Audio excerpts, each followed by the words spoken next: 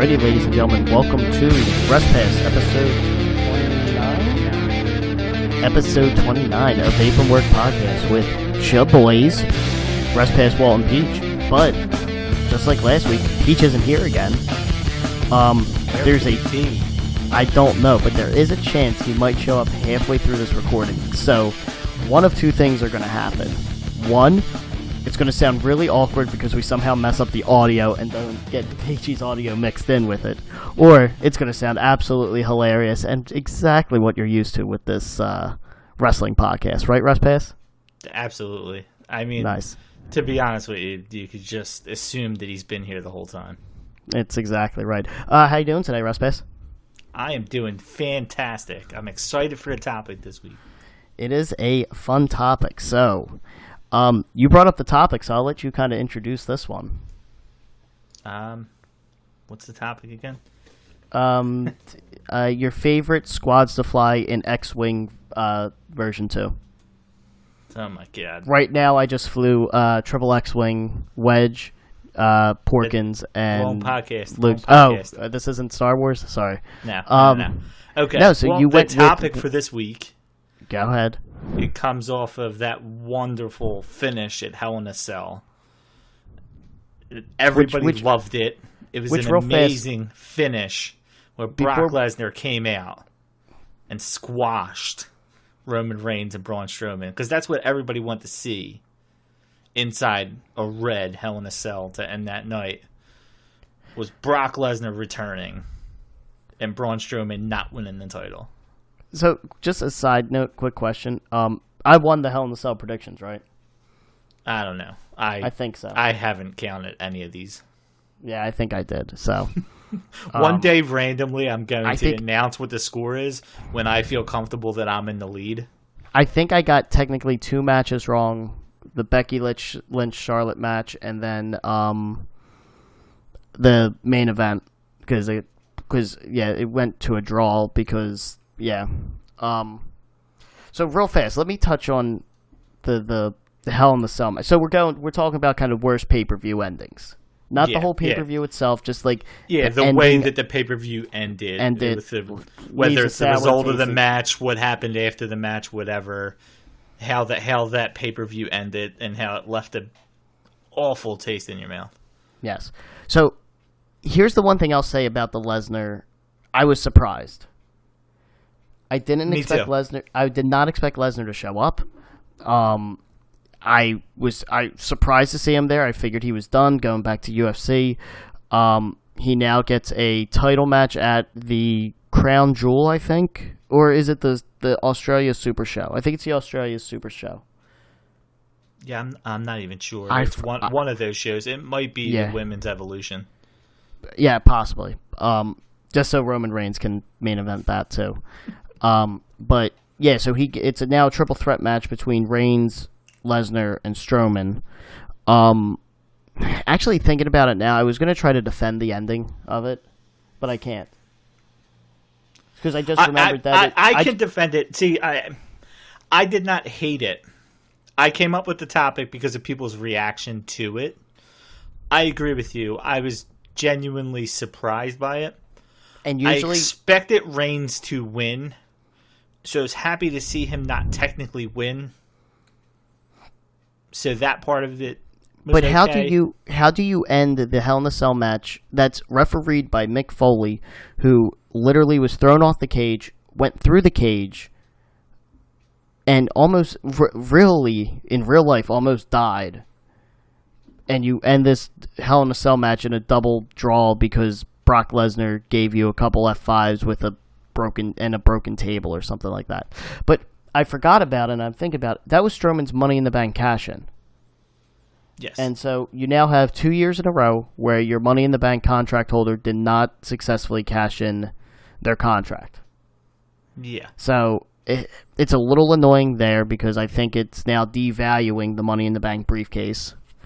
And it's now ruined. Now we have a whole year of no briefcase and no thoughts of, is this person going to cash in? Is this going to happen? No real surprise to it, which to me sucks. Yeah, I agree, but I also part of me likes the fact that it wasn't successfully cashed in last year. So you're already like, it's got to be successfully cashed in this year. Like, it has to be. They're going to find some way for it to be. So you came into this match, honestly, thinking there's no way in hell Reigns drops the title. But there's no way in hell that Strowman does not get a successful cash in. And like, oh, they're going for the coward's way out of having him get this match ahead of time, so they're going to find a way. It's like the Cena defense. Cena failed to cash in, but he doesn't really get mentioned in that same light because he challenged him to a match. You know, he didn't come out and try to back. It was interference. Yeah. Big Show came in and interfered in the match, which set up their triple threat match at that SummerSlam. Yeah, so that's like, you know, there was a way out of it, and that's what this gave it too. You know, it gave them a way out to have Strowman. They needed somebody who could fail and not basically be squashed by that failure. You know, like I just feel like Baron Corbin has not recovered since he's failed.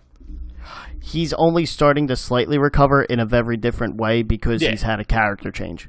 Yeah, but that's like, you know, it's hard to bounce back from that.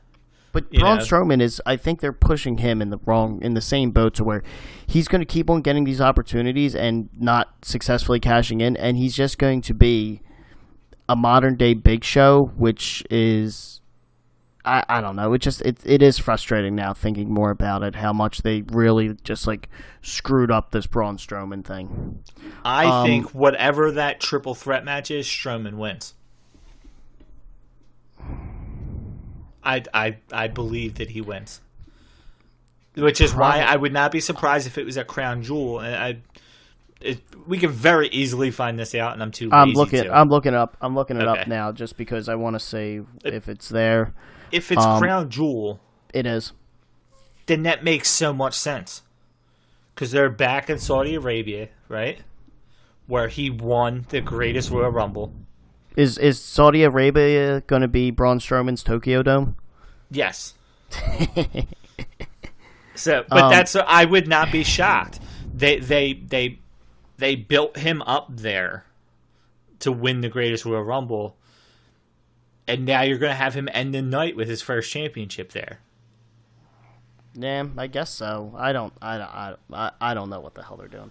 But let's move away from Hell in a Cell, because I really don't want to talk about that red cell anymore. And it actually wasn't a bad pay-per-view, honestly, until that end. And that was the whole point of this topic was, if you took that away from it, it was a very solid, like, non-Big Four pay-per-view. It's almost as much as you could ask out of a non-SummerSlam, WrestleMania, Royal Rumble, event. It really was. And that's the thing that sucked about the ending, and that's why I wanted to talk about some other awful endings. So you and I, as usual, we haven't exchanged our list, but before we started recording, we started going over like, where are a majority of your worst pay-per-view endings from? Are they from all WWE, Ring of Honor, WCW, TNA? So you brought up TNA.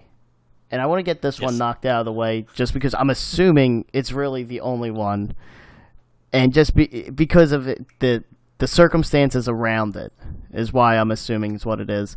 Sting, Jeff Hardy? Yes. Okay. Let's just get that knocked out of the way, just because there's no defending that one. Jeff Hardy was fucked up. Yeah. All drugged out, and they did the best they could. There's nothing that you can change about, the thing that sucks is, the only thing I wish they would have changed in that match was pull Jeff Hardy and put someone else in there. Yeah, the fact that they even let him go out there is the craziest part of that whole thing. And for those that don't know, it is Victory Road, TNA's Victory Road. Yep, 2011. And I guess to draw a picture for people, you can go off memory. I can read the Wikipedia if you'd like. Let me go off memory. Let me say. Okay. I don't have it up. Basically, what happened was you had Sting enter. He was in the ring. Jeff Hardy's music plays. He was attempting, like, it was just really drawn out. Like, it looked like he was trying to make Sting wait, or that was the game they were basically trying to play. And then he starts stumbling out, and you just looking at him, he was taking his a lot slower than what he is. You could just look at him, and he was fucked up. Like, there was just something not right with him. He gets into the ring. At that point, Bischoff comes out, kind of reaches and talks to Hebner. I don't know if it was Hebner or not, was the referee. It was Brian Hebner. It was Brian Hebner, sorry. And then talks to Sting, basically saying, just get him down, just get this match over clean. Bischoff, I think, makes it like a no disqualification match, so just draw it out a little bit longer. You then go into Jeff Hardy, like, fake throwing his shirt to the crowd, and just didn't make sense for anything that he was doing. Bell rings. Sting tries to get him down. Basically does a quick scorpion death drop on him, and basically holds him down. Jeff Hardy, I think, technically kicks out, but the ref counts to 3. You see the match ends. Sting just looks at him, just like disappointed, like a disappointed father at him. Sting's then walking up the ramp, one of the funniest things, and I think someone in the audience yelled, like, that was terrible, and Sting just goes, I know. There's actually a great piece on WWE Network. I think it's the Broken Hardys, or I forget if it's about just Jeff or both of the Hardys, but it touches on that. They got the footage from TNA, and they do a really good. You can actually hear what Bischoff is saying to the referee. Oh, really? Yeah, it's awesome. It's that Hardys, I think, 24 documentary or 365. Okay. I forget what it was, but it brings up the Victory Road main event, hits it straight forward, gets the footage from TNA. I think Bischoff actually comments on it, and then actually you hear in the microphone, like the microphone volume up, what Bischoff is saying to Sting, what Bischoff is saying to the referee about ending the match. It's really great. But that's TNA was dumb for letting him go out there. It now has this reputation. And it's shitty. So yeah, but that's worse pay-per-view endings, I think, for an obvious different reason. It's still, I mean, like I said, I looked at this from a broad spectrum. There's a lot of different reasons. I think I told you earlier, I have 10 on my list. I don't even know that I'm going to get to all 10. Or if I should. I hope not. I hope not. It's going to be a long podcast. But to be honest with you, there's multiple reasons for why some of these are bad, and this was the most obvious. There was no good out of this. You cannot defend, even waste your breath to defend any good that came out of this. There was nothing good out of it. The only good thing that came from it was, and it didn't turn that great because he still relapses and stuff like that, but I think it did bring a very focal point to Jeff Hardy's problems. And it's very obvious, but you don't want it to go down like that. And you're looking at good from like Jeff Hardy's life issue, and I'm talking purely pay-per-view, purely TNA. There was nothing good out of that. To be honest with you, they would have been just as well off to just have Bischoff come out and say no match.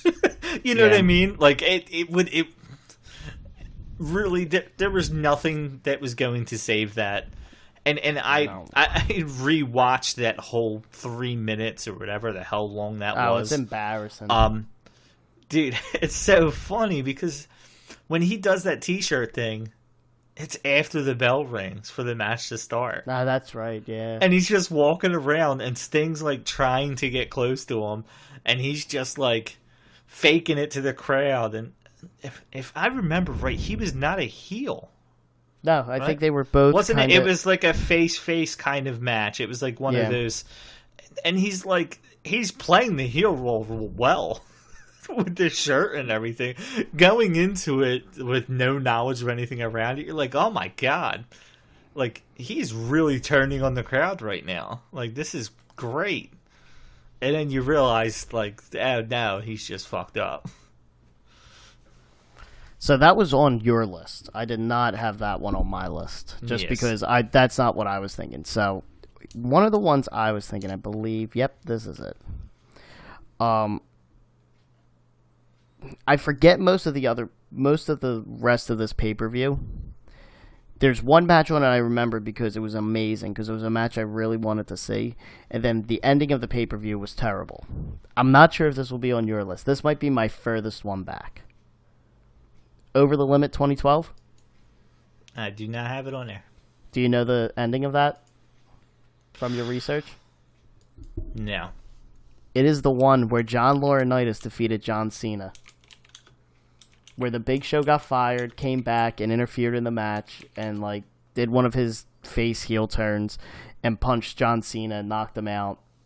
John Cena was like embarrassing Laurinaitis throughout the whole match.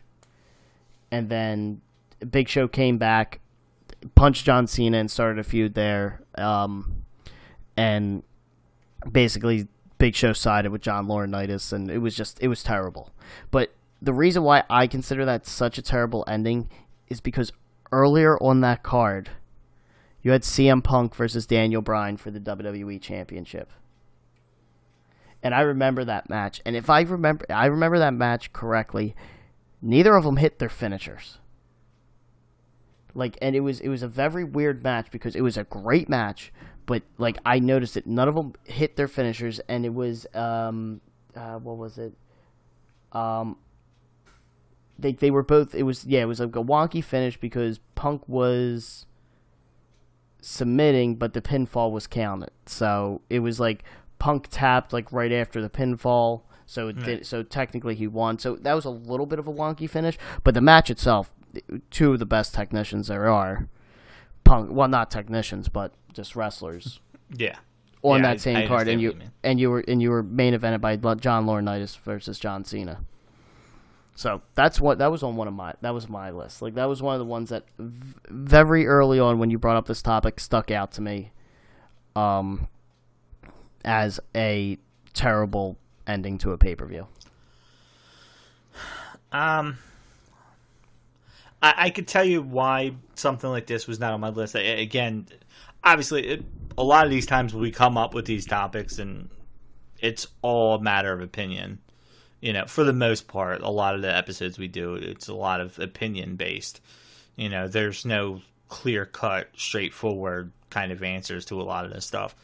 To me, I see that there's a John Laurinaitis against John Cena match.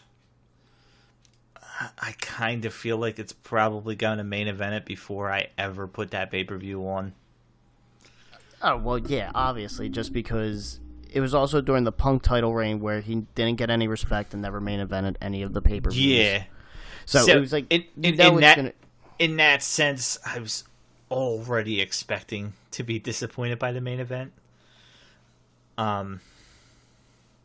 So as far as that, I mean, in my mind, why I didn't have this like on my list of 10, you know, it would be for that reason. I kind of already came, you know, to the conclusion that this main event's going to suck before it ever even came about. That makes sense. That does make sense. So what's something you got on your list? All right. Well, let's throw it back in the way back machine. Well, it's not way back. It's way back further than yours. CM Punk is also involved in this ending, and it is. Can I guess? Good. December to Dismember? Yes. Yeah. It is WWE's ECW's December to Dismember 2006. That was just a terrible pay-per-view in general. Yes, it was. But obviously, specifically what I'm talking about is the Elimination Chamber that the hardcore elimination. Extreme elimination chamber, where the big prize was the barbed wire baseball bat that was not really ever used in the match. But for those of you that don't remember this was an elimination chamber match that involved CM Punk, Rob Van Dam, Hardcore Holly, Test, Big Show, and Bobby Lashley. Now, Rob Van Dam was, is, and forever will be ECW. CM Punk was possibly the hottest thing on ECW. It definitely was the hottest thing on ECW. The match started with Hardcore Holly and Rob Van Dam. The first person eliminated was CM Punk. The first person eliminated was the hottest person in that brand. Then, Hardcore Holly and Rob Van Dam are both eliminated by the incomparable Test in this match. R.I.P. So now, you're down to your final three, and Rob Van Dam and CM Punk, the two biggest crowd pleasers in this main event, are out of the match. So just for reference to, at the time, Big Show is champion, and he is managed by Paul Heyman. So let's end this Elimination Chamber in wonderful fashion with Test, Big Show, and Bobby Lashley. It's as boring now as it sounded back then. Disagree. Because if Test came back from the dead and was able to wrestle a match with Bobby Lashley and Big Show, right. I'd watch. You're very right. I would watch. But it's just like he said, it was already a bad pay-per-view. I remember one glimmer of hope was at least tease me with CM Punk winning the title. Tease me with it. He don't have to win it. Tease me with it. You get him eliminated first. If I remember correctly, and I could be wrong here, I believe this is the straw that broke the camel's back with Heyman, and I think he was out from WWE right after this. Is that right? He was. He was let go right after the pay-per-view. Okay. Yeah, because I think... Good. I was going to say from... I hate to admit this, but I never really listened to the... was it something to wrestle with? Whatever. The podcast. Something to wrestle. The Bruce Pritchett. Oh, okay. Yes. Sorry. Yes. Well, his WWE network version. He talks about Paul Heyman, and about his love affair for CM Punk. It was the CM Punk episode, the last of that first series. Yeah, I want to watch that still. I haven't watched it yet. Yeah, that's actually the only full episode I've watched of it. But just because I was curious what was going to be said. And the one interesting thing was he was asked about, did Paul Heyman really have, was he really a big reason why people hated Punk? That Heyman was trying to force them down the throat. And Bruce Pritchard was saying, at that Elimination Chamber, Paul Heyman was talking about CM Punk coming in there and just beating everybody. Literally eliminating everybody. Going in there and just wiping them all clean. And he said it was not even exaggerating, just come out there and just dominate. And Vince McMahon wants Bobby Lashley, to be what Bobby Lashley was eventually, becoming.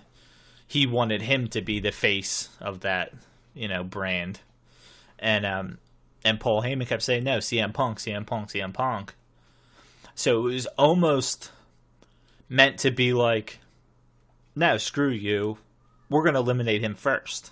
Oh, yeah, it was all pettiness. And that's the thing. And it's Well, then they got rid of him. It's like, well, that wasn't his plan. His plan was to have Punk end that night. Imagine the end of that pay-per-view. If CM Punk wins that title by eliminating everybody, that night has a different taste in your mouth. The one thing I remember now also about this pay-per-view is it was only like 2 hours long or something like that, if I remember correctly. Like, I can't, like, I'm reading some facts on it and stuff like that right now, but I swear I remember that pay-per-view only going until like 10:15 or 10:20 or something like that. And, like, I remember the build-up for it. There were only 2 matches announced, I believe. The Elimination Chamber and then the Hardy Boys reunion versus Eminem. Joey Mercury and Johnny Nitro with Melina. But, yeah, that was a terrible pay-per-view.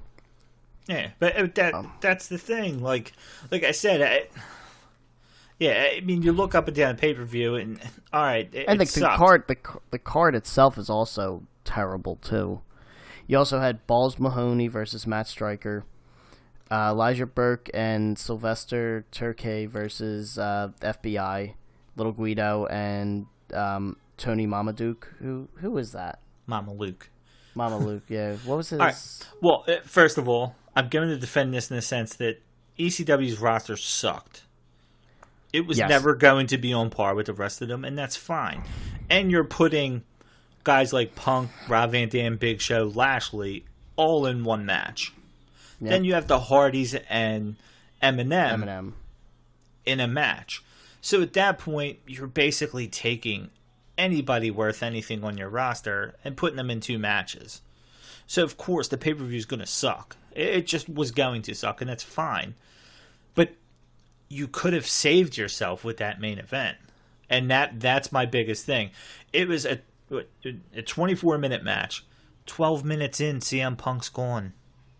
The guy that everybody's thinking might actually win this thing is gone. Or the people halfway they wanted through the to match. Have win. Yeah. The people wanted one of 2 people, right? CM Punk and Rob Van Dam. Yep. Those were the guys that stood out. And if you tease it at the very end, and then Bobby Lashley wins, or Big Show cheats CM Punk out of it at the very end, and then Lashley beats Big Show, you might have a different feel. But it was just the way they went about it, and it was so obvious that it was a big fuck you to Heyman. That it was a big fuck you to the ECW fans. It's obvious that it was. So shitty. And that's what, in my mind, made that an awful ending, because it was just obvious. It was obvious what this was. So I'll bring up my next one. That pay-per-view always gets a lot of rap. And my next one is probably a personal opinion. I think people will agree it's a bad pay-per-view ending, but I think it's not on your list, Mike, just because of how you clarified your list. You knew it was going to be a disaster going in, and it fulfilled that. The thing was, like, it wasn't... I think... So we were talking a little bit about this earlier, about, like, some matches. Like, it looked like people's personal opinion. Like, oh, I didn't like that this person won, so the ending was terrible. Right.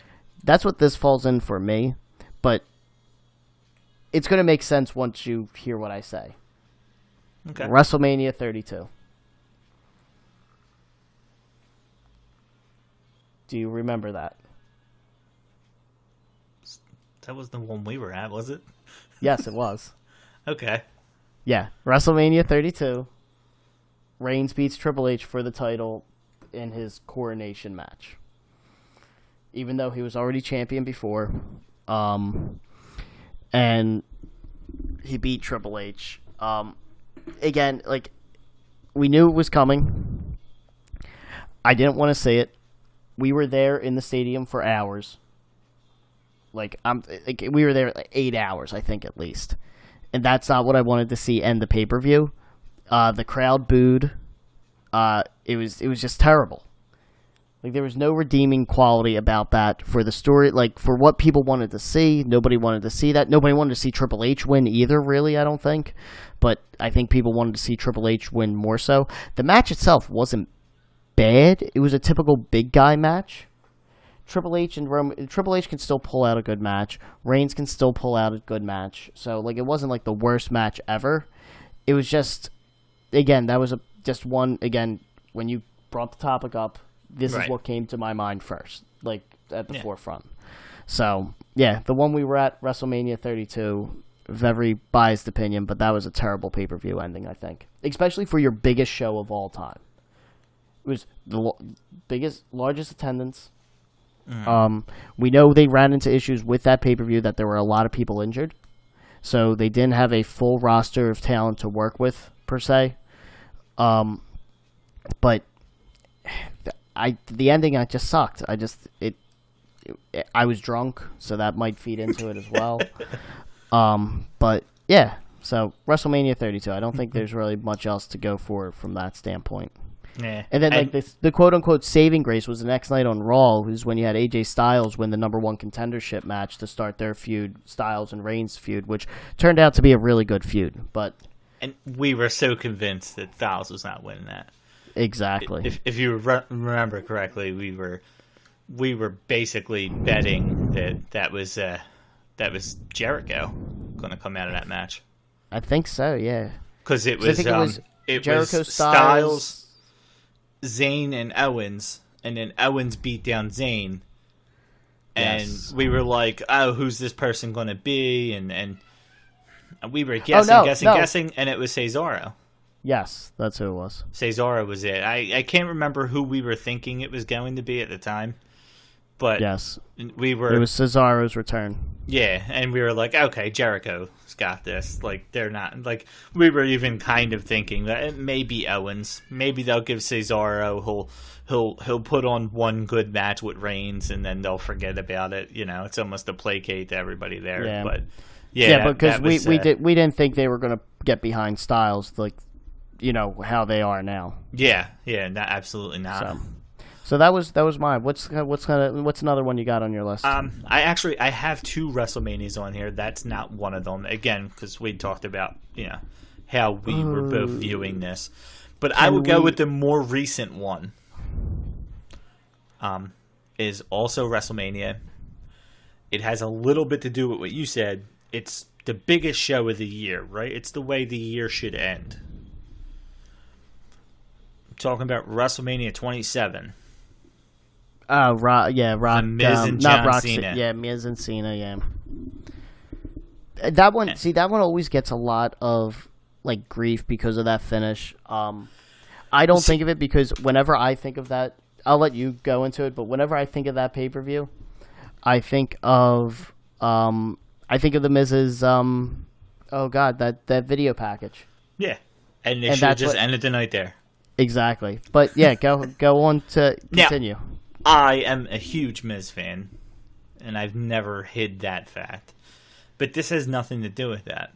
This was a perfect opportunity to do multiple things, and they did the one thing that didn't make any sense. It just didn't make any sense.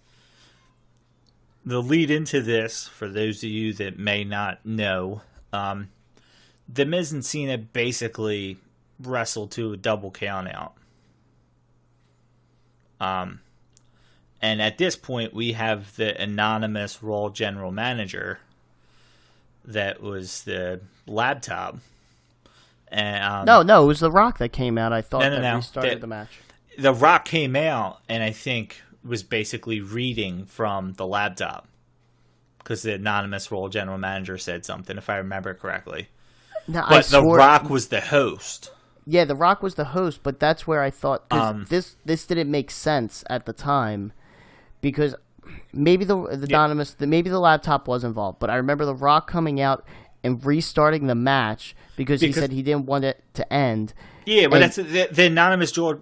If I remember correctly, he came out and was like basically reading from it, and they were saying, "All right, it's a double count out," and The Rock was like, "No, not the show I'm hosting. I'm not doing this. You know, I'm going to restart it. No disqualification. No this. No that. No whatever. We're gonna get a winner. This is WrestleMania. This is not how this happens." And they restart the match, and then The Rock turns on Cena. Rock bottoms him. And The Miz wins. Okay. Then The Rock decides to bury The Miz on top of it and stand tall himself. I guess because they didn't want the heel to finish the show, even though the crowd would have been way more behind The Miz winning the title, keeping it being there at the main than John Cena. I don't know about that. Because at the time, it's The Miz of, when was this? What year was this?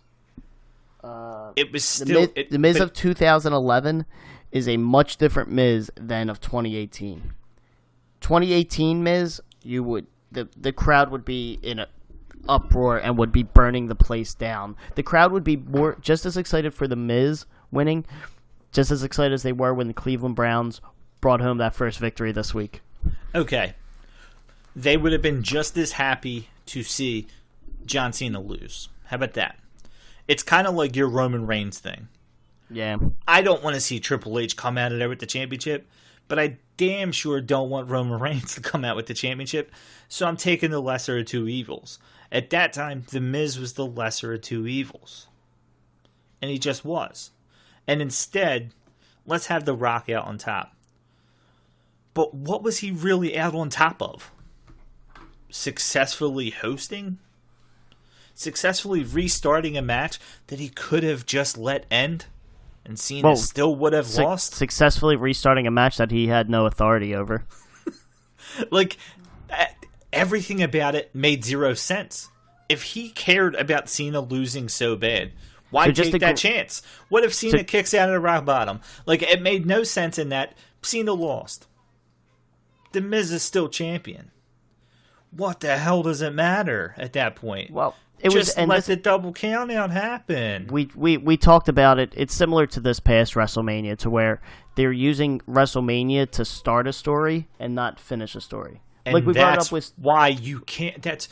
That's what makes it a bad ending. It's what makes it a bad ending to WrestleMania. WrestleMania is supposed to be the end.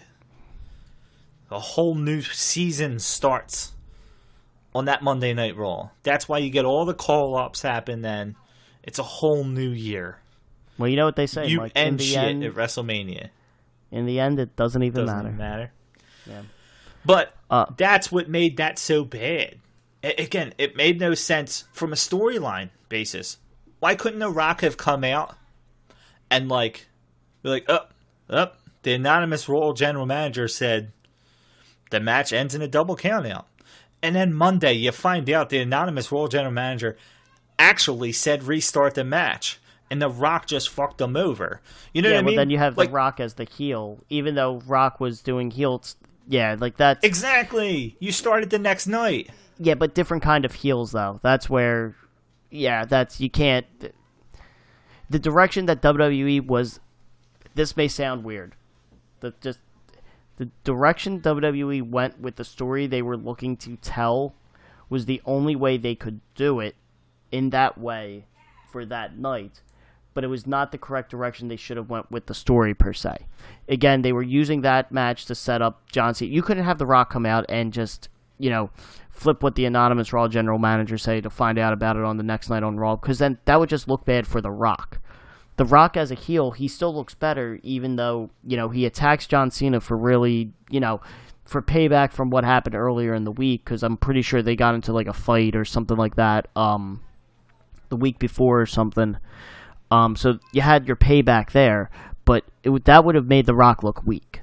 Okay. All right. And you can't have The Rock look weak at WrestleMania. All right. Well, then let's view it like this: The Miz wins. By some grace of God, he wins. Right. So also, just as a side note, and this is why I think I do agree with you, it is a bad pay-per-view ending. We're mostly talking about The Rock here. Yeah. And I'm going to talk about The Rock right now on this scenario. The Miz wins by some crazy happenstance. He wins, right? The Rock's the host. The Rock comes out to congratulate The Miz. He just rock bottoms him. And everybody's like, oh my God, thanks, Rock. We can't stand him. The heel won. Yes. The Rock, and he's looking over at Cena, and then he rock bottoms Cena. And now it's like, I had to get Cena's attention. It starts it. It does the whole thing with The Miz kind of being involved, just like he was anyway. Because that's all they did right there when The Rock turned on The Miz after the fact. Is it just led into that whole trio storyline leading up into WrestleMania. You know? It still does the same thing. Without The Rock being a part of the finish, per se. But he's still out there at the end. Front and center. I will say that, like, having that storyline did lead into one of my favorite WrestleMania matches. Rock Cena at 28. Yeah, but you're talking about to end the biggest pay-per-view of the year. To lead into something 365 days later. So let's keep going with The Rock, because another one that was in... This might be on your list, too. But again, this is the way I thought was... can you take a guess what my next one's going to be? I'll say it involves The Rock. I don't have another Rock one on here, so... Really? Okay. Yeah. I went with... and this is, like, doing some research. A lot of people have this one, and I think I have it because we were there for it. Again. Oh, okay. Royal Rumble 2015. Yes. Where Roman Reigns wins, Rock comes out to hold his hand up, and we just booed him out of the building.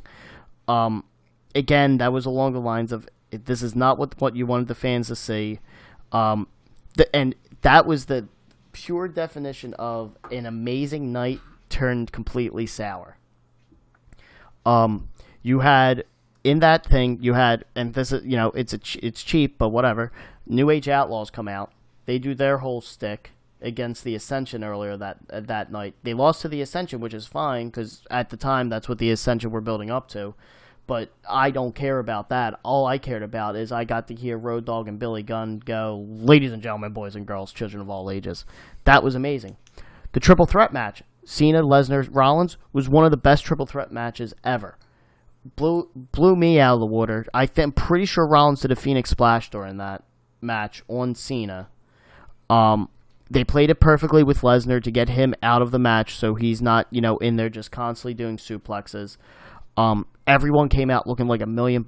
That match got us so energized. Royal Rumble happens, and Daniel Bryan enters, and we're all pumped. In that Royal Rumble earlier in there, we had a Bubba Ray Dudley return. That music hit. We went crazy when he returned. Zack Ryder returned from injury that night, which is just a personal one for me. Yeah. And then you have Daniel Bryan come out. And he gets eliminated very early on, and then the crowd just turned completely because we knew Reigns was going to win. Yeah. And then not even that. The ending, the way you had your last eliminations of Kane and Big Show, like just dragging limp bodies and like throwing them out of the ring ever so gently, like it was just so stupid. And then you had The Rock come to try to save it, and yeah. Everyone heard The Rock's music, they cheered. But then we started booing. And we booed, and booed. I remember texting, I forget who I was texting. It might have been Figo, because I think he might have had my network, or I forget if the network was around at this time. Yeah, it was. It was actually. Yeah, it was. Sure it was. Yeah, because it was in prep for WrestleMania 30 was when the network came out. I texted Fico, like, hey, how does it sound coming over the network? Like, can you hear us booing that loud? And like they tried to force, like that's how you could tell The Rock. They tried to force people to cheer, and it failed. And it was just terrible, and it left a sour taste in my mouth that night. And it's probably because I was there. We were there, but just looking at it, like I was there. And it was just a terrible ending, and it just, again, left a very sour taste in my mouth afterwards. That it's like, this is so stupid. I mean, at the time, nobody liked Rusev, and we were all cheering for Rusev. We just wanted to see something that was not obvious. And that was the worst thing about it. See, especially when you give us I think I've always said this. If you did not tease us, because that was Daniel Bryan's return. He was out of an injury, and he came back. That wasn't his surprise return. Like, he had returned just a little bit prior, and was announced to be in the Rumble match. They teased us by having them in there. If Daniel Bryan was not in there, I do not think Roman Reigns would have gotten as booed as much as he did. Because I think then people, again, we would have expected it, which would have been fine, but you didn't tease us with what we really wanted. You didn't tease us with Daniel Bryan. We wanted Daniel Bryan to win that Rumble, but again, you gave us that little bit and then you took it away. Or, like, there's always the image out there, the shattered dreams, to where as soon as Daniel Bryan was eliminated, Goldust was the next person, and all you see on the screen is shattered dreams. And it's like, all right, fuck you, Vince. But yeah, that's up there for me. And again, I think that's more so, like, again, brought it up, came to mind because I was there. I will tell you, this one at least crossed my mind. The reason why it wasn't, it was the same excuse from before. It was pretty well known that Roman Reigns was like one of 2 or 3 guys that was going to win that. Like, every year you kind of have an idea, you know. There's a handful of guys that are going to win it. And you had that bad pit in your stomach feeling. Even us who we try to avoid rumors at all costs, especially leading to the Rumble. Yeah, we still had that inkling they were pushing around. It was still out there. The chirping was still out there, and you kind of knew it was coming. You didn't want it to, but you knew it was coming. So as bad as the ending was, it was just them giving something that I already knew was coming. Where, like, that Rock ending, I didn't know they were going to end the night with Rock standing tall over them. You know what I mean? Like, that's where some of them go. And I'm actually going to honorable mention this real quick. This is not one of the ones on my list, but I will say I will go a step further and pull the very next Royal Rumble in Philly and say that ending was bad. The way that pay-per-view ended was bad. I wouldn't put it on all-time bad, but let's be honest here. It wasn't bad. It was awkward. Awkward is an awful way to end a pay-per-view. It's not the right way to end a pay-per-view. That's a really bad way to end a pay-per-view. It was more awkward. It was awkward because of, and I like it sounded like because of Ronda Rousey, not because she was debuting, but she didn't know what she was doing. So, like, she was trying to be this mean, serious person, and, like, it looked like she was trying to challenge someone at WrestleMania. Exactly. Ultimately, the storyline didn't end that way, and, like, she came off, like, very giddy and happy, which I personally enjoy because I like seeing that, because it's like, okay, like, she's happy to be here. She's not just coming for the money or anything like that. Right. She wants to be here. And especially when she, like, and here's the other thing I think for us too, she looked awkward because of the jacket she had on. It was so, like, just bulky and awkward. But then you find out afterwards that's Roddy Piper's original jacket that she wore, so it didn't fit her. So it all just kind of made sense. So that one gets a pass in my book. The end didn't make sense. Like you said, if she had happened to challenge the person that Asuka did not, makes sense. It makes sense. But she didn't. Why'd she come out and point to WrestleMania? What point did that have to do with anything? It didn't. It was literally, let's end the night on a crowd that's already super excited to see Asuka win. You know what I'm saying? Like, if they were afraid of the reaction that the women's winner was going to get, I understand it. But Asuka was getting a hell of a reaction from the crowd. You know? Like, yeah, people were but happy. She wasn't gonna get that Ronda Rousey reaction, and I understand that, but neither was the Cena or the Miz. That didn't mean, hey, let's throw the fucking Rock out there. Neither was Roman Reigns. It doesn't mean, hey, let's throw the Rock out there. It was the same thing. It was just pointless. It was a pointless ending. You introduced Rousey at the end of a pay-per-view to point at a WrestleMania sign in front of 3 women that she had no interest in wrestling. There was no way she was wrestling any 3 of them. I mean, unless Triple H and Stephanie and Kurt Angle were like missing from that scenario, like that, I did not see them standing behind Charlotte somewhere. Well, Stephanie was down there. She was down at the ring. It was meaningless. And this is where, so now this is where the only thing I'll say is, I don't know how meaningless it was, because I didn't listen to, I haven't watched back that Rumble on TV. I think I did for when Nakamura won. I think I just watched back that section. But, like, Stephanie was on commentary, so I don't know if... Because I think she looked at Stephanie, too, to start something. I don't know. Listen, she came out, like, the next night on Raw as, like, best friends with Triple H and Stephanie. And then it only came out, like, a week or 2 later that Kurt Angle was like, you don't know what they've been saying behind your back. That was, I think that was at the contract signing at the next pay-per-view.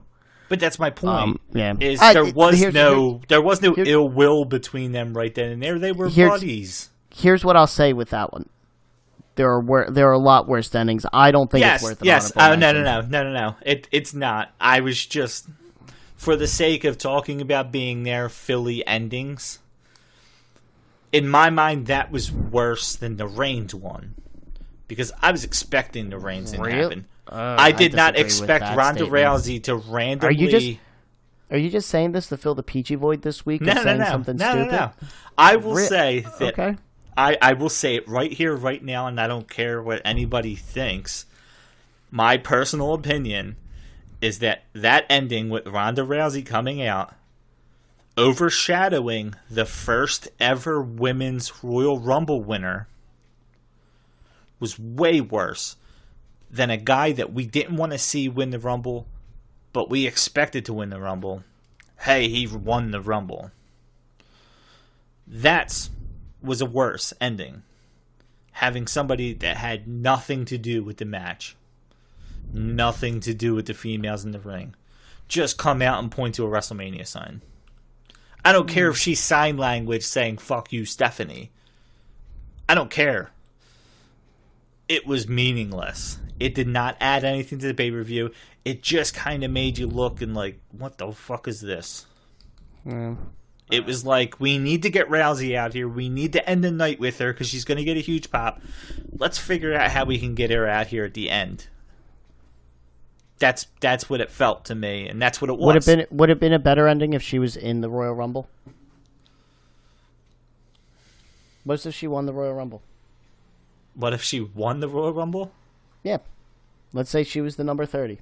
Because that's what we all thought. We all thought Ronda Rousey was going to be number 30, and then Trish Stratus's music hit. And we were once I figured out Trish Stratus hadn't come out yet, I knew it was Trish Stratus and not Rousey, first of all. Sorry. It was obvious that it was Trish Stratus and not... I mean, they were not going to not have Trish Stratus in that match. When they had all the other legends in there, they were going to say, hey, screw you, Trish. I don't disagree with you. If Rousey had come out 30 and won that, it would have gotten a louder reaction then. I think there would have been when she came out. It would have gotten a louder reaction. If she would have knocked out... Let's say Nikki Bella knocks out Asuka. And Rousey comes out and basically makes Nikki Bella tap in the middle of the ring, picks her up and throws her over. That place erupts. Because everybody's assuming Nikki Bella is going to win. Just like you had that weird pit in your stomach that you thought Nikki Bella might actually win this over Asuka when they were wrestling. Like, are they really going to give this first ever Women's Royal Rumble win to Nikki Bella? You had that weird. I don't think I did. You had that weird, like, don't do it to us, Vince. Don't do it. Pit in your stomach.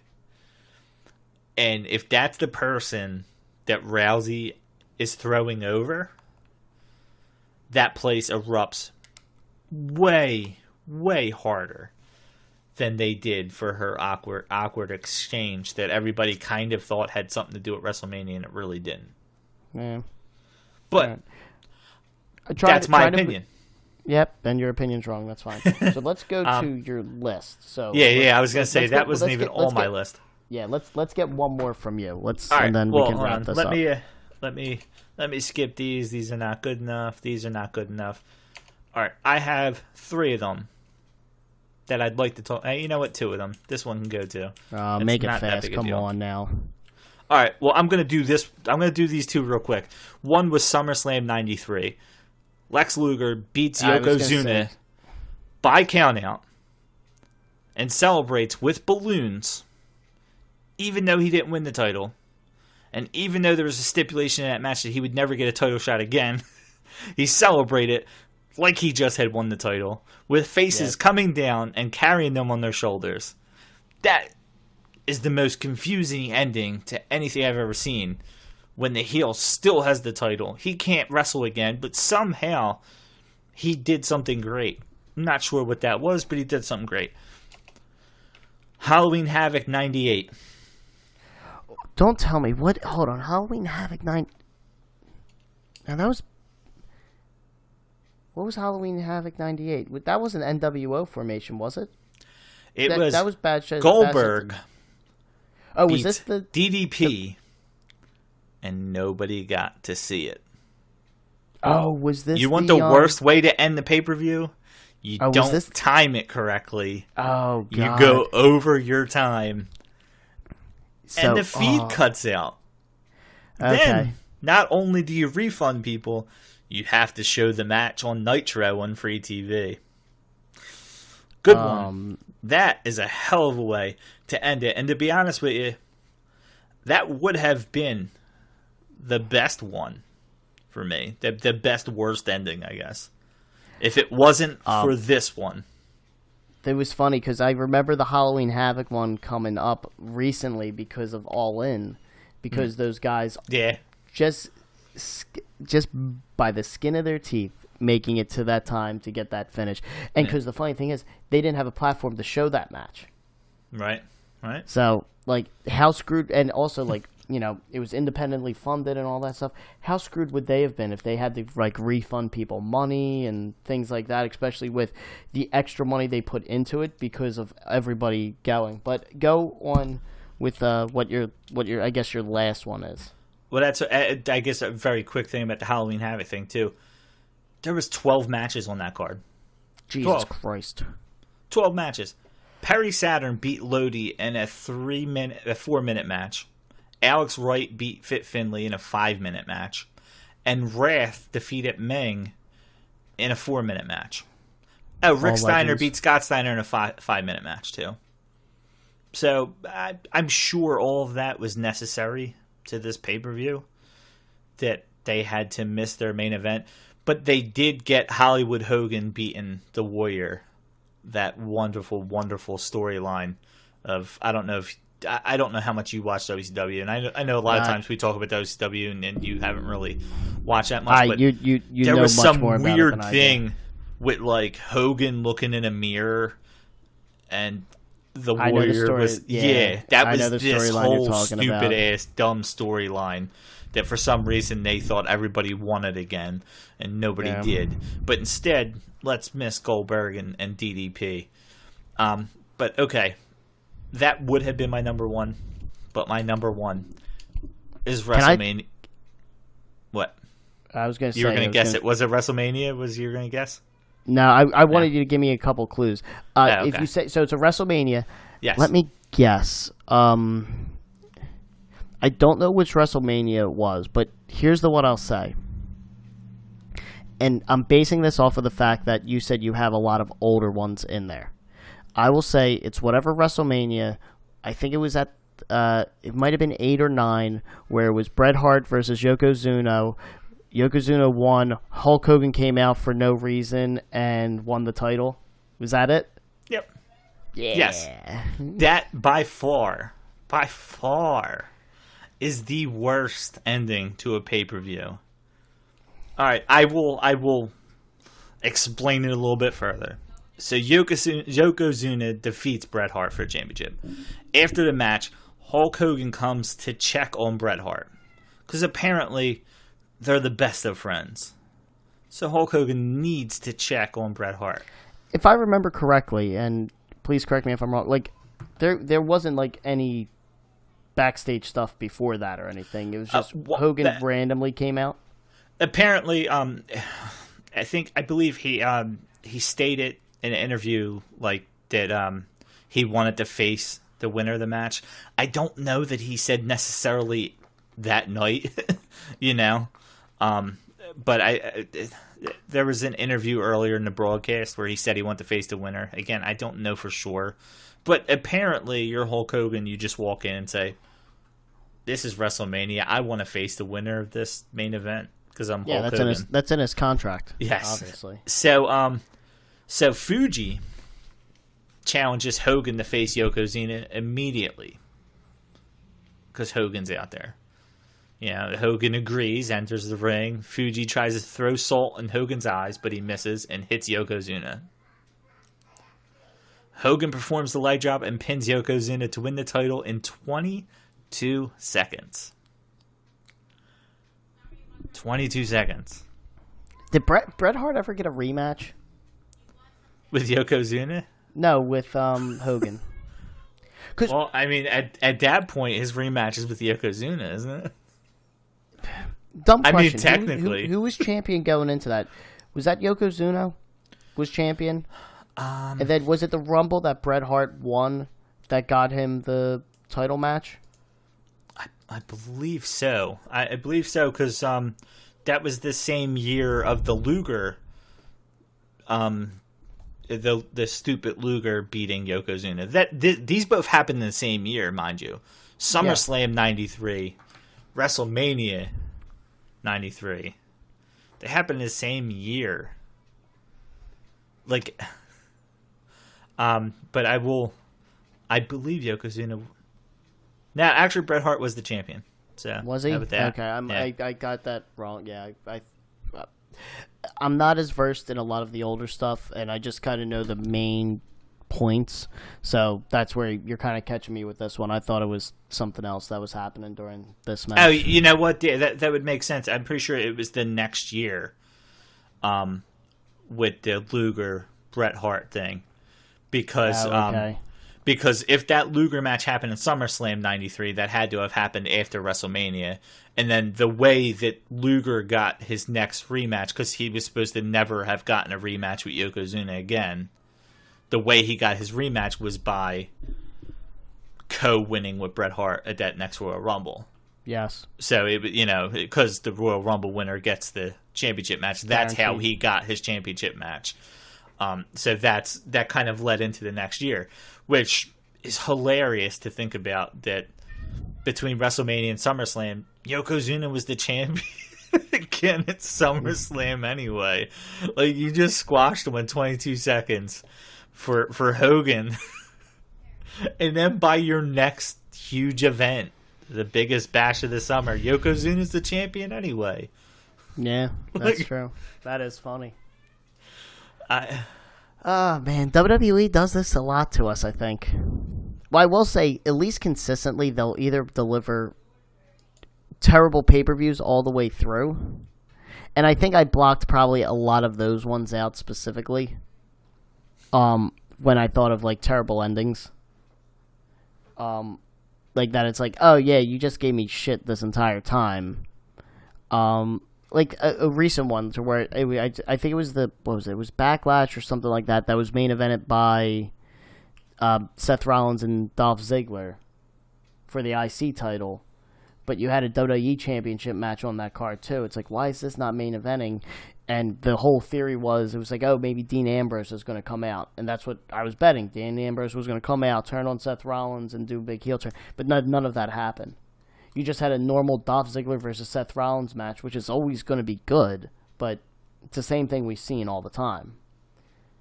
So, it's... WWE does this to us. And, like, I wish I had more reference for other pay-per-views not delivering.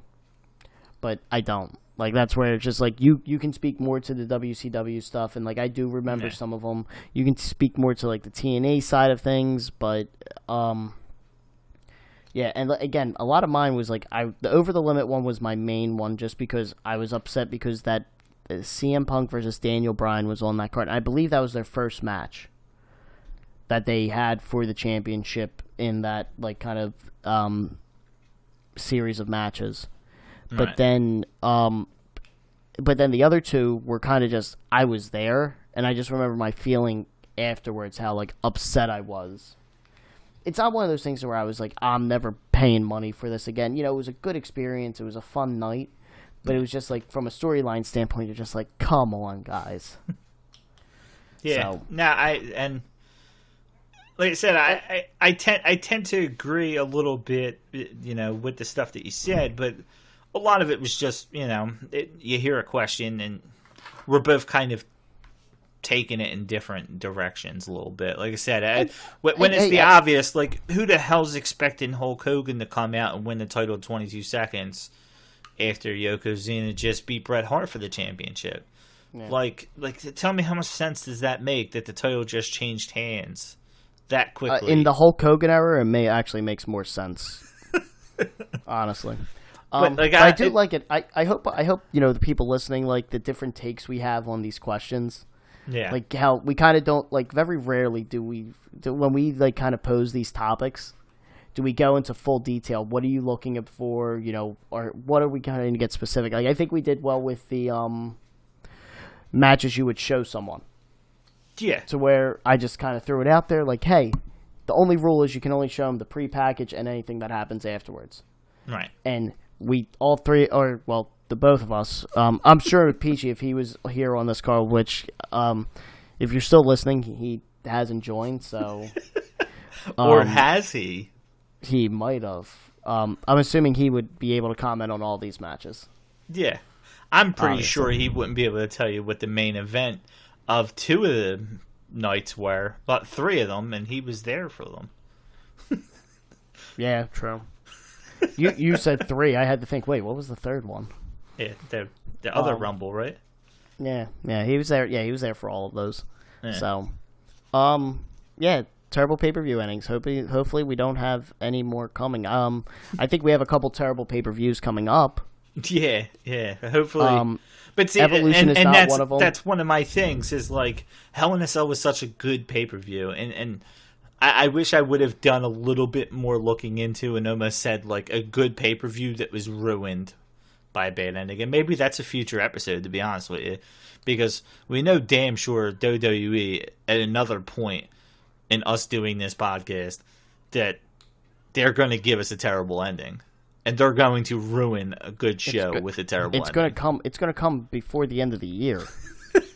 So maybe that's the way we look at it next time. Because you have the Australia show, which the rumor has it is being headlined by Taker Triple H, which I'm not looking forward. And now this is a spoiler, so skip ahead maybe a couple minutes or something like that. But there's a poster apparently that has Shawn Michaels in Triple H's corner, Kane in Taker's corner, and your special guest referee is Stone Cold Steve Austin. Which I don't want to see that match. Now, I actually I said this to somebody recently, and I stand with this. These other countries can pay whatever the fuck they want to get these people in it. And since you only said skip ahead a couple minutes, I'm not going to spoil what you just said. For those that wanted to hear you said it, heard you said it. But they can pay whatever the fuck they want to get these, you know, legends, retired wrestlers, whatever, to come to these shows.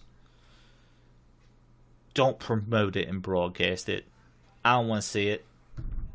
I don't care if some king from another country or president or whatever doesn't know any wrestlers in the last century. That's fine. Let them see it there. I don't need it to be ruined. I don't need somebody coming out of retirement.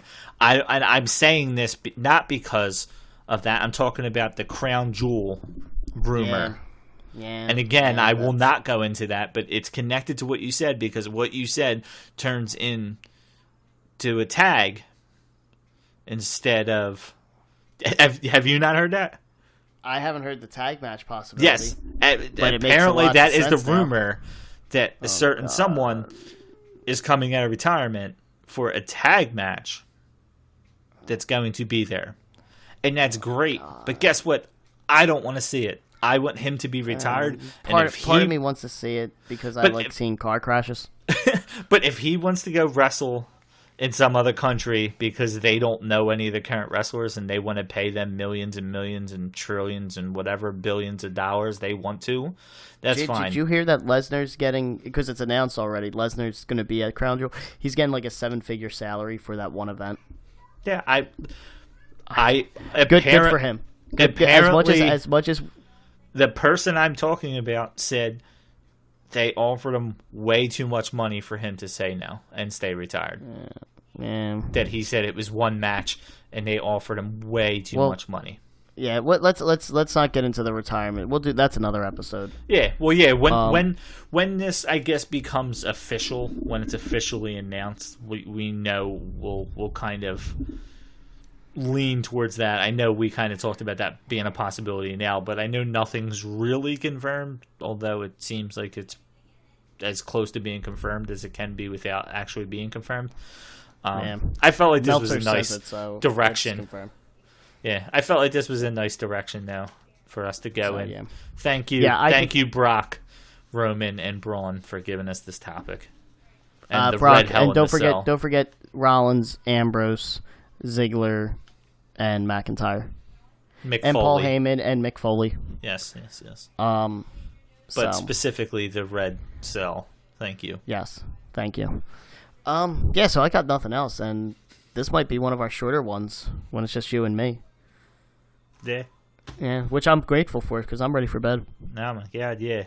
Yeah, we waited for Peach, and he didn't show up anyway. What the fuck? We would have been done this an hour ago.